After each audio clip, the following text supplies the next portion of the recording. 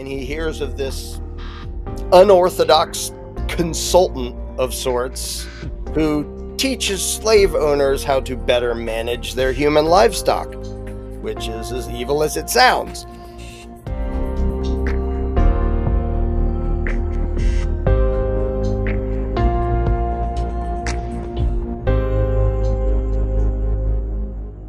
Yeah, so let's go to the other book. That's your latest book. It's a novel. It's called The Jones Plantation. And yeah, there you go. I would hear. Yeah. So that book was an accident, weirdly enough. So you can see behind me, here's a still frame of the movie Jones Plantation. I had no plans to write a novel about it until we were in the process of shooting the movie. We shot the entire movie in 2.5 weeks, which is ridiculous and unheard of, on a tiny budget compared to what any Hollywood movie has ever had. And I wasn't the director. A friend of mine, Andrew Treglayer, was the director. And so he, like in that setting, I'm sort of subordinate to him. And I know that ahead of time. And I agree, you're the director. So there are things that I'm not going to like that you're going to decide. And I have to just go, oh, well. Because you can't, if you're fighting over every artistic choice, the movie never would have been finished. So we're there shooting. It's Mississippi, which is almost always, it's southern U.S., which is almost always warm. And it was like dropping down to below freezing and drizzling. And it was just ridiculous. So skipping all the horror stories about it, every night we go back to our little hideout down there and we rewrite the next day's scenes because this needs to be shorter. That's not going to fit. We have to take that out entirely.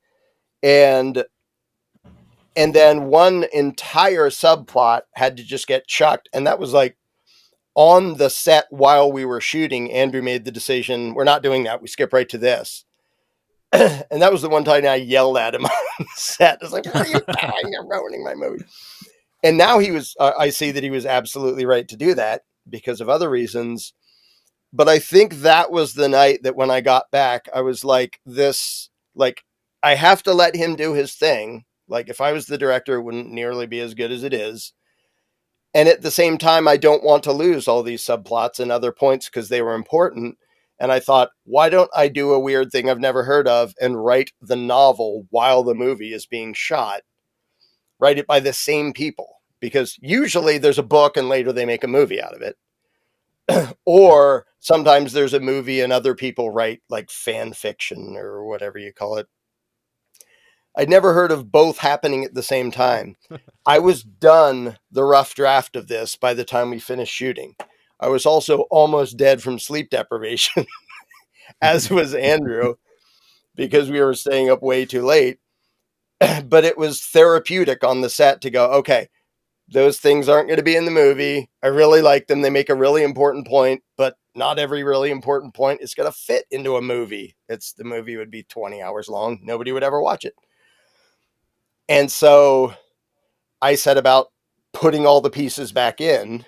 So I started with the screenplay, expanded it, and put all the pieces back in. And then I could elaborate on things that don't really work in the setting of a movie because a book and a movie work very differently. A screenplay and a novel, a lot of people might think, well, it's basically the same thing. One's just shorter. Well, no, because a screenplay, you're describing things that you're showing to people. You can't show people what somebody's thinking unless he's saying it out loud. You can't show their thoughts. Like you have to tell the actor, do this so they know what you're going through and whatever. So yeah, I set out to write the novel and put back in all those things. And I'm really glad I did. They match. There's a couple minor plot things that don't quite match that nobody will notice or care about. But it's not like, well, I'm mad at your movie, I'm going to go write a competing thing. They go together. It's just there's so much you can fit in a movie, and then there's much more you can fit in a book. And so to me, it had to be done because there were a number of things. For those who know the movie, obviously it tells a parallel to the society we're living in right now. But there's a lot of tricks that the psychos use that didn't end up in the movie because you can only fit so much in 100 minutes or whatever it came out to, that I wedged into the book. And so I'm really dang proud of each. And I think the movie is exactly what it should be. And the book is exactly what it should be. And they're not the same, but they match. They go together rather than like competing for the story or anything like that. Yeah, Funny. I'm really happy that you did this because I have translated the book, and it was really, yeah. There you go. That's the German Nice. German I cover, hadn't and seen as that you yet. I see, hadn't seen the cover yet. I like that. yeah, yeah, it's very nice. It's made by my sister, who's a graphic designer, and she does book covers as well. And this is for the German market. Those kinds of covers work very well. Mhm. And if you watch closely, you can see that this is not a novel anymore; it's a thriller. Nice. And that's It, really what it is. It's a yeah. really it really sucks you in when you read it. It has this kind of dense atmosphere you need for a really good thriller. It has a very good storyline and very good side stories, and very much suspense. And yeah, it kind of sucks you in. Uh, yeah, and the second part, you can't put it down. You have to read it until the end. That's yeah, it was a really good experience to even to translate it. Yeah, uh, and it Yeah. shows so many more aspects of the psychology that you can't display in a movie. It simply doesn't fit in. There's so much background knowledge, and it's really, yeah, it's astonishing. It's on point, and you won't find it in the other books you wrote in this detail and mixed with the suspense. Yeah, that was my impression about this book. It's a very nice book, and it stands for itself. So you don't need to be interested in freedom related topics to read this book, because it's in itself it's a very very good story. I like it very much. So, and in the subtext, you get in touch with freedom and the philosophy of Liberty and freedom. Yeah, Right. it's very deep also. And that's the thing that to me it's so important to put, like, these ideas have been in sort of philosophical lecture Yeah. mode for forever, and most people don't want that. They're just like, oh, I had a hard day at work, I just want to watch something or read a book or whatever it is. And so the the authoritarians have done an outstanding job. Now they're worse at it, but for a long time they did an outstanding job of putting their bogus anti-human ideas into entertainment, glorifying the military and glorifying the police and all sorts of things, where it was Hollywood's over here, which is pretty dang socialist, and pushing their message inside a story. And the thing is, if you push a lie inside a story, you can also tell the truth inside a story. And to me, that's way more powerful, because if somebody can relate to it and see it and go, ooh, that's too believable, that's scary, and that makes them look around at the real world and go, wait a minute, how much of that is really happening? Like, that's the goal, because to me it's a lot easier to get people to resonate with the truth than to bludgeon them over the head with a lie until they believe it. Now, if you're Hollywood and you have all the time and money in the world to bludgeon them over the head with a lie day in and day out, okay, you're going to be pretty successful at that. And they were for pretty long. But yeah, putting this in the form of a fictional story where the person doesn't have to be personally invested, they're just watching this fictional thing play out and noticing, oh, yeah, that would work. And I can't, whether you're talking about the movie or the book, I can't think of any villain who's actually more realistic than Mr. Smith.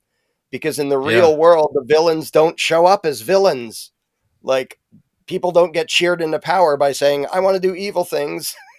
Like, that's not ever how it works in any country ever. And so to paint a picture where I actually want the reader, or the viewer if it's the movie, I want the reader to realize they probably would have fallen for it too. They would have fallen for the tricks of Mr. Smith. Now, the reader of the book gets to see behind closed doors what's actually going on and what they're planning.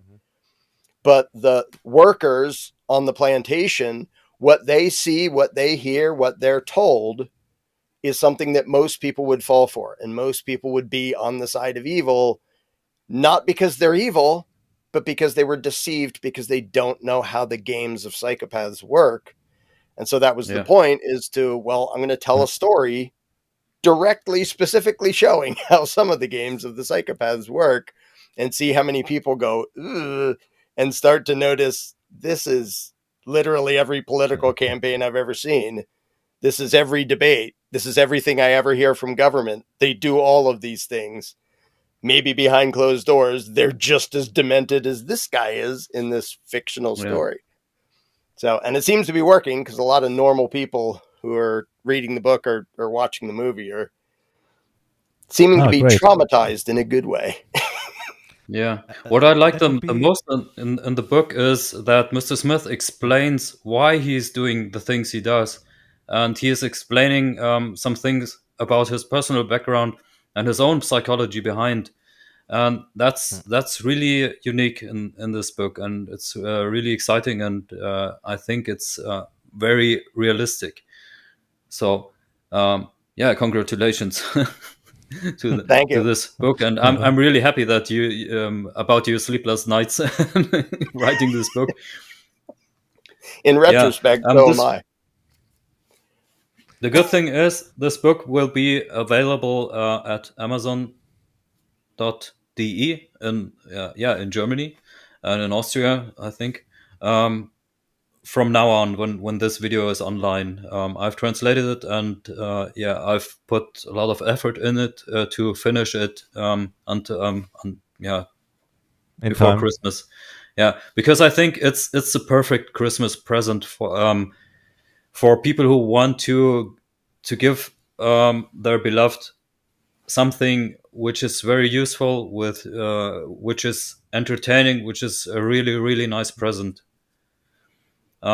Because together with this book, they give them time and space to think about the things that matters, and to not without any distraction by this political garbage. This is what is going on in Germany and in the US.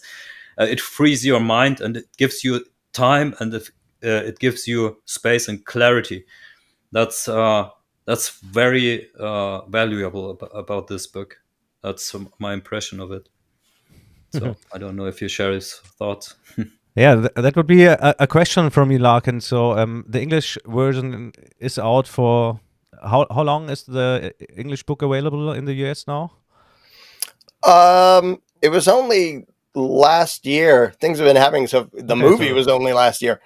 So it's only a number of months that the book has been out. It's not on Amazon. It's on the Jones Plantation book.com, because I didn't have the funds to print the thing. So somebody I knew printed it, and they're getting the proceeds until they get payback, and that whole rigmarole. But you already have feedback if it works. So I was talking to Peter when we discussed the German version, that it could be like a Trojan horse, that you can gift it to your sister or your loved ones that still believe in the state, and maybe they realize something without knowing what they are reading.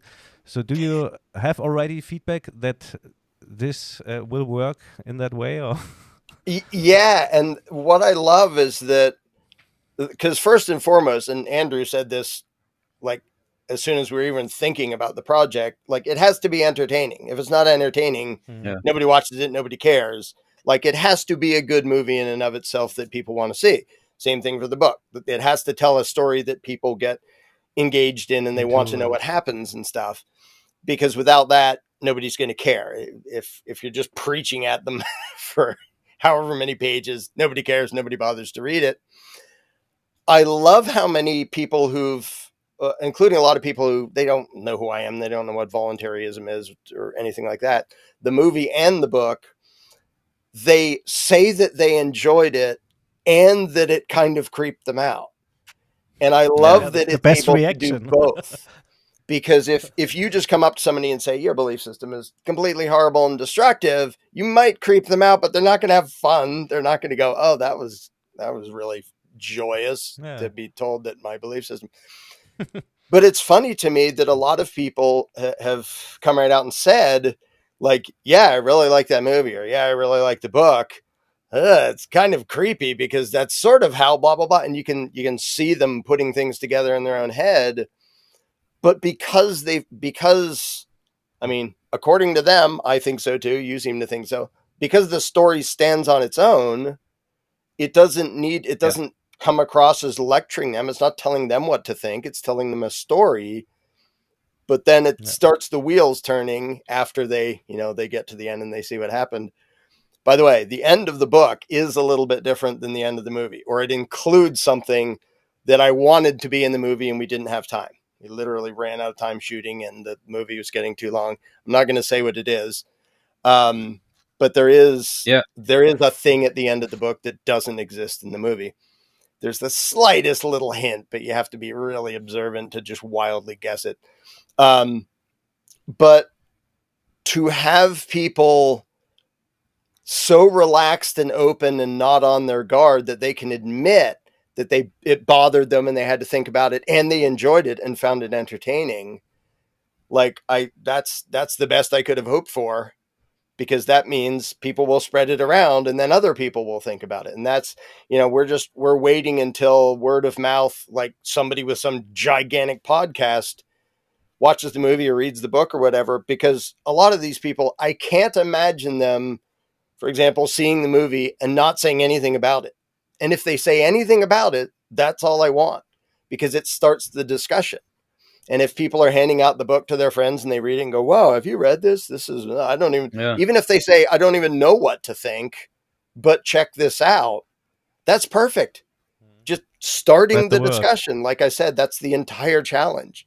And if they just go, wow, have you my brain is still trying to process this. Good.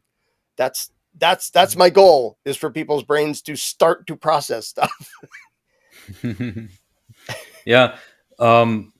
Speaking of the end of this novel or thriller, my impression was that this additional end you won't find in the movie, is the icing on the cake in this book. It's really remarkable, and it's a really, really nice and important end. It's don't short. Spoiler too much. No, I don't spoil anything. You have to buy the book in order to help Larken out and to help us out. Just buy it. It's worth every penny. And I just wanted to mention the end again. It's really, really good, and it's the icing on the cake of this book. And that was one of the main things that I was sort of bummed out didn't fit in the movie, but totally understand why. And it's, I won't give any hints of what it is, but in movie form, it wouldn't nearly have worked as well as it does in book form. So I'm glad the ending still exists in the book, and it didn't belong in the movie, so it's not there. Yeah. We maybe forgot in the beginning, talking about the Jones Plantation, to tell our viewers a little bit about this movie or book. Yes. Can you spoiler a little bit of the basic story elements? Sure. Maybe beginning at the origin. The origin was a little animation. Yeah, that was 12 or 15 years ago that it occurred to me to use the example of a slave plantation to make a tiny little animated thing, which is still on YouTube. It's still there, and a bunch of people have shared it. We translated it as well. Yeah, and I think it's the second there. It's the second most successful video on your channel. I've checked it. Yeah. It's Yeah. with 650,000 views. It's it resonated really very well, and it's only 11 or 12 minutes long, but it has so many it's so deep. Although the And story is very simple. right. And Go ahead. the plot Sorry. was this. Yeah, the plot was the same. It was the basis for the movie. So to answer your question, the there's this slave plantation in southern U.S. back when slavery was legal, and slave owners having trouble with his slaves getting uppity and disobedient and causing trouble. And he hears of this unorthodox consultant of sorts who teaches slave owners how to better manage their human livestock, which is as evil as it sounds. But he calls in this guy, and without spoiling any of it, basically, the guy knows how to play on the feels and the perceptions and the psychology of the slaves to A, make them think they're free without their situation actually changing, make them think they have some say in the outcome, make them have hope for the future, and make them work even harder than they did as actual Before. slaves, all without changing anything about their actual situation. And so it occurred to me way back then, this would be a cool little thing to do if we basically do what the politicians do and put it in the form of applying this to slaves, which, by the way, sort of happened. They, and Frederick Douglass, who grew up as a slave in the US and then who wrote about it, that some of the most amazing stuff to read is to read the firsthand account of somebody who was somebody else's property, or who thought he was, and the other person thought he owned him. He thought that was legitimate, and so did most of the slaves. They thought they were property too. And that's something that is, for any of us, I think is really hard to comprehend. Is like, Unbelievable. you must have known that was really wrong and bad, didn't you? A lot of them didn't. And Frederick Douglass describes that, and describes his own slow evolution out of that mental enslavement to the point where he could all the way recognize slavery for the insane evil that it is. And then he physically escaped. To me, the physical escape is way less impressive than the mental The escape. mental. Yeah, you were raised to think like a piece of property of somebody else. And your own brain was like, this doesn't really seem to add up. Is this really right? This doesn't. And him explaining his thought process is so powerful. And him explaining the mentality of himself and the other slaves is something that I think would make a lot of people uncomfortable, because it's very easy and tempting to view slavery days as all the slaves knew it was horrible and evil and they would run away the moment they got a chance, but these mean slave masters were controlling them. They outnumbered the slave master. They could run faster than the slave master. They stayed there mostly because of what's up here, not because of physical chains. And I think that's a disturbing thing. And I wanted to use that analogy in the little animated thing I did to demonstrate this is how you actually keep slaves in line. Because if somebody knows, I'm not your property, I have the right to resist, I have the right to run away, I have the right to kill you for what you've done to me if I get the chance, just give me the chance. If slaves thought that way, there wouldn't have been slavery. The institution would have collapsed 5 minutes later.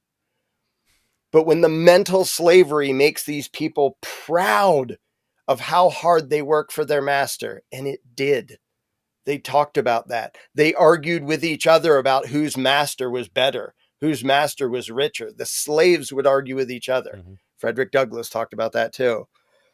And to realize how much of it was mental enslavement, it's a really dark, ugly thing to see, but it's something that people need to see. So in my little animated thing, it's like you said, it's like 11 or 12 minutes long. I do the little analogy. And it was actually Andrew Treglia, the director of the movie, who was interviewing me for something completely unrelated down at an event in Mexico.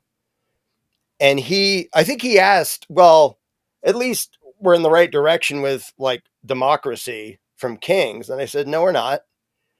Democracy is the best trick tyrants ever came up with to make the human livestock think they have some say in the matter.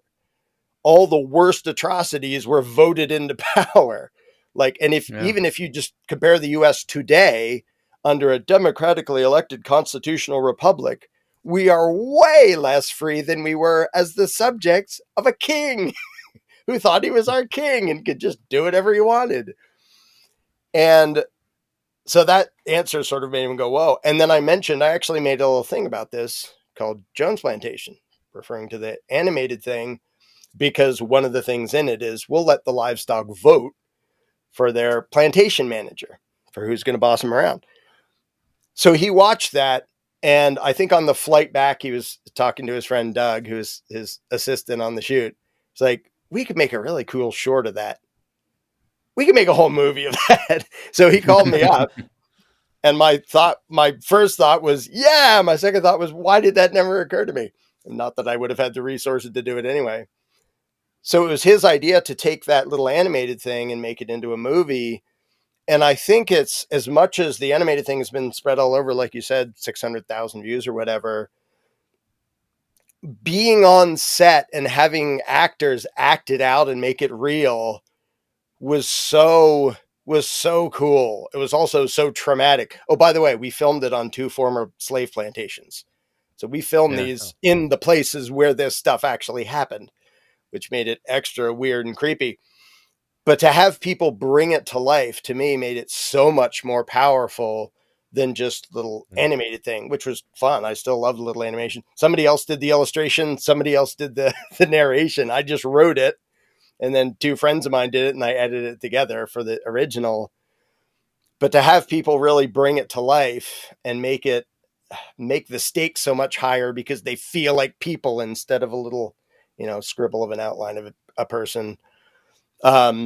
It kept all the same messages. You can add so much more in a movie than you can fit in that little thing. There's so much more substance and plot, but the overall story is the same as it was in there. In fact, there's a speech near the end, I won't specify what happens, by a character named Samuel. To those who are observant, they'd notice a lot of what he says in the movie is word for word the same as it was in the animated thing. Because I went to rewrite it, I thought, well, here's how he's going to try to convince his fellow workers of what's going on and stuff.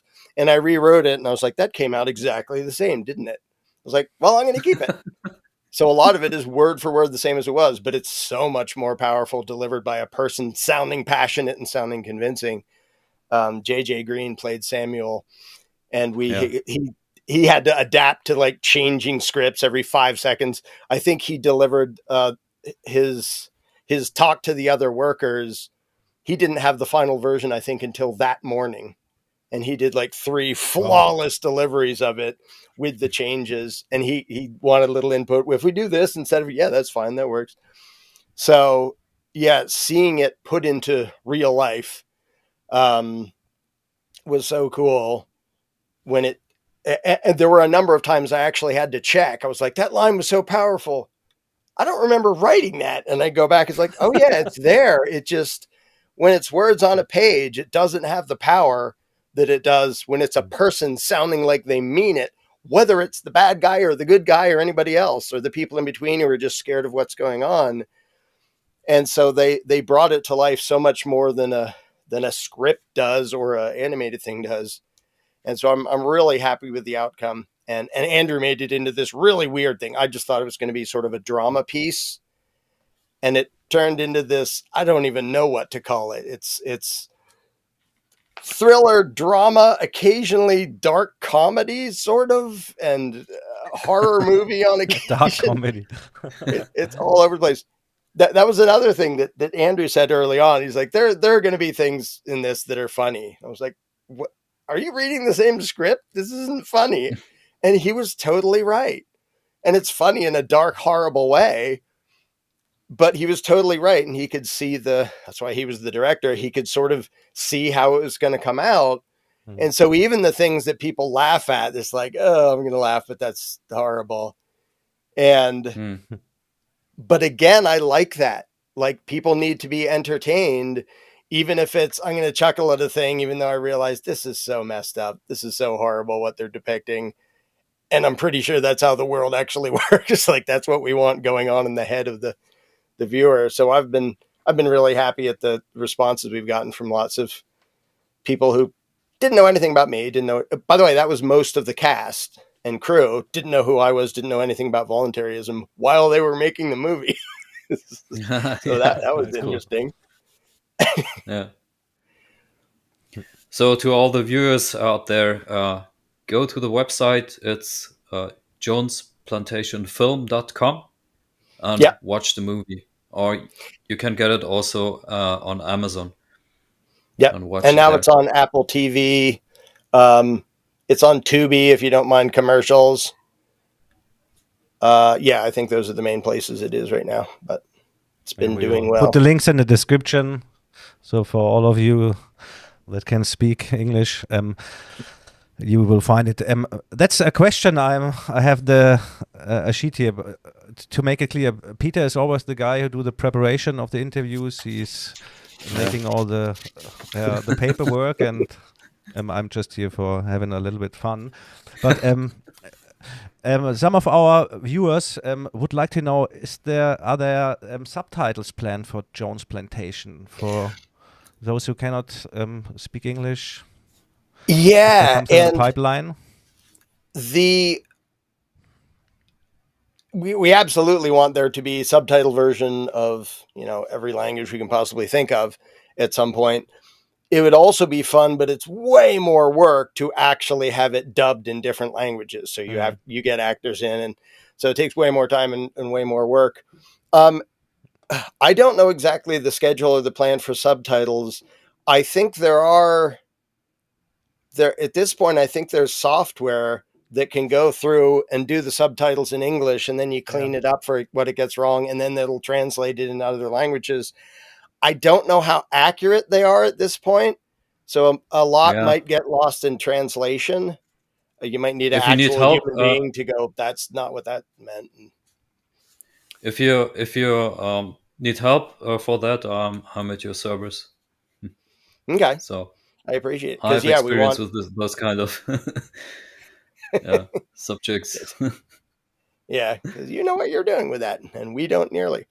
Um, so, yeah, we want to have it with subtitles. We're just, this whole thing it's a miracle that it ever happened at all. Like with all the huge departments and crews and funding that most Hollywood movies have, Andrew himself edited this whole movie. He basically hid in his apartment for 8 months editing the movie because we didn't have the money to pay for an editor. So Yeah. there's so much that we have to do on our own because we don't have a huge budget.